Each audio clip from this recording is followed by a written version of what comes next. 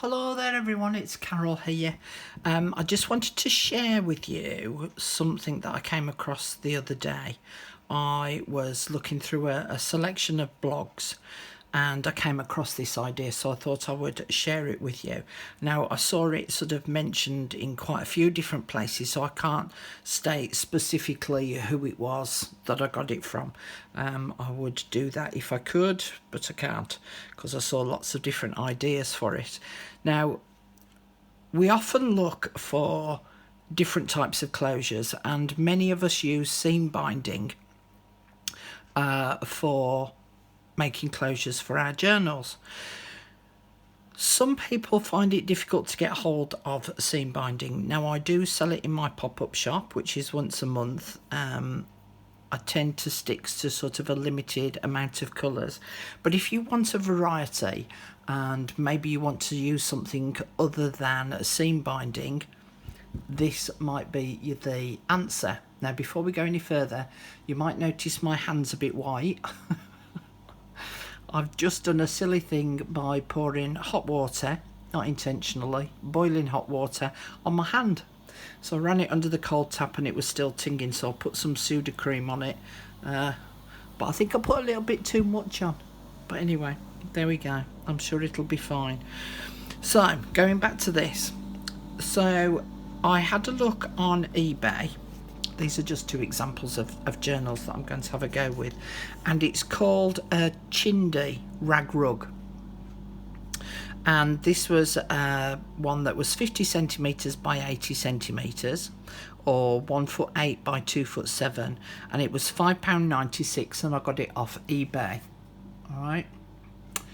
And there is such a variety of different colours and types of fabrics in here.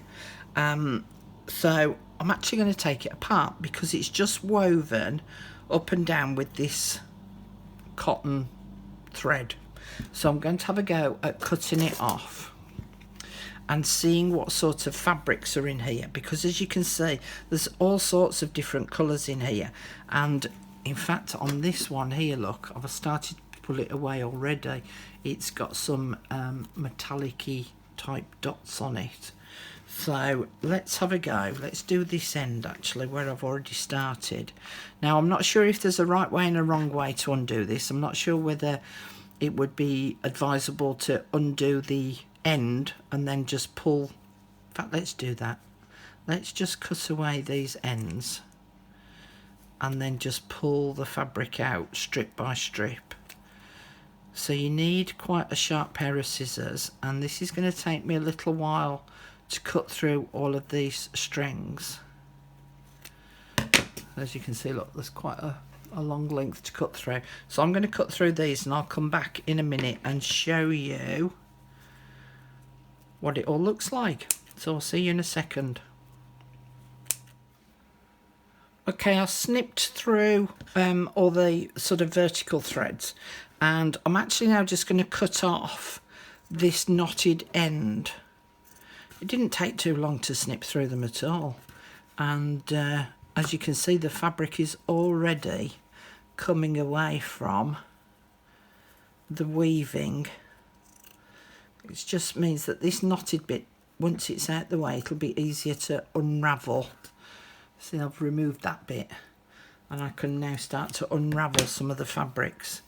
So they're just long strips of fabric, and they're about, what's that, about 3 inches wide. Hang on, let me get my ruler. Other end, Carol, and then you'll be able to see. Let's have a look. Yeah, so 3.5, nearly 4 inches wide, that strip. I'm not saying every strip's going to be the same, but as you can see, there's all sorts of different lengths and sizes, scraps. Some of them will be joined together like this one is here. So let's pull that one out. So that's a nice long piece. Ooh, this could be quite interesting, this. I think that every so often you might need to clip off these threads a little bit That's a pretty piece, like a pretty chiffon. So there's all sorts of different types of fabric, sort of chiffons and silks.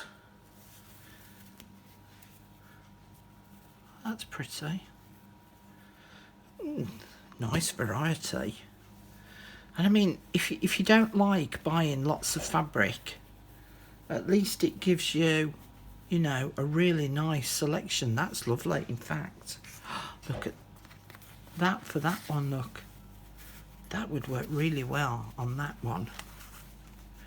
And it would give you a nice big fat bow. Let's just do this one up.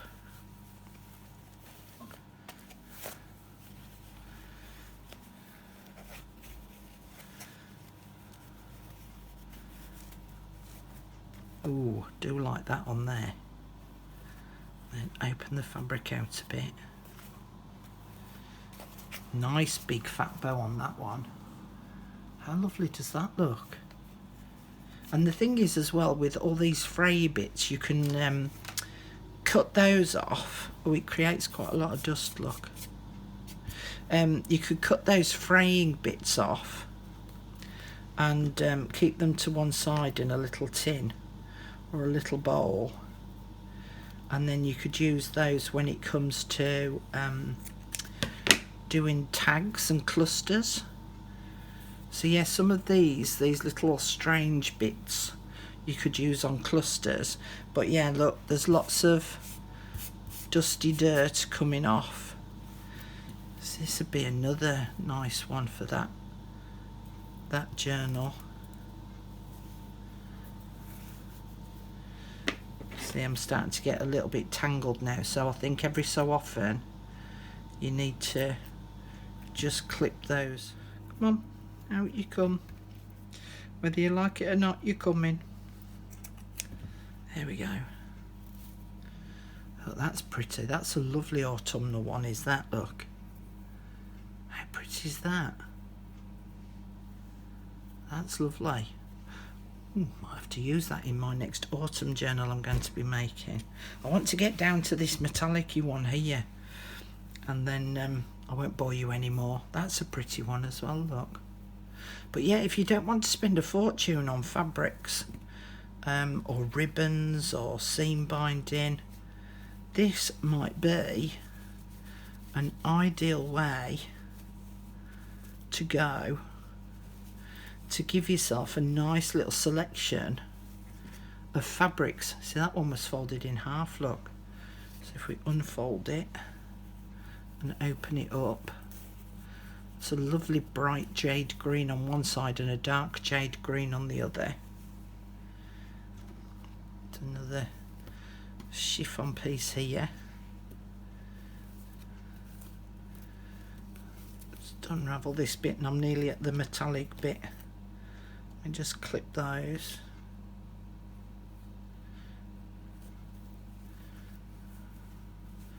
Oh, I've got into a knot. That's no good. That's a folded piece again, look. Really pretty in colour. Sort of tans and beiges and hint of pink. Pretty. Okay, this is the one that I wanted to have a look at. But yeah, after this one I think I'm definitely going to have to trim off all of these bits here. There's the end.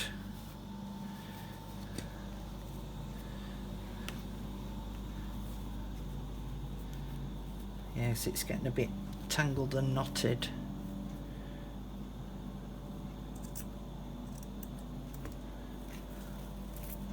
But while she sat watching the television one night, watching a film, ideal little job to do this.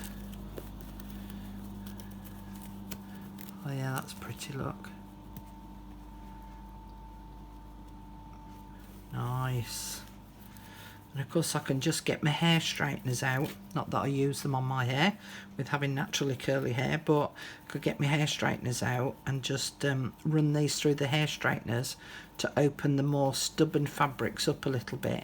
Obviously the chiffon type ones open up quite easily, but these cotton ones because they're being bound so tightly, they're a little bit more obstinate about being opened up.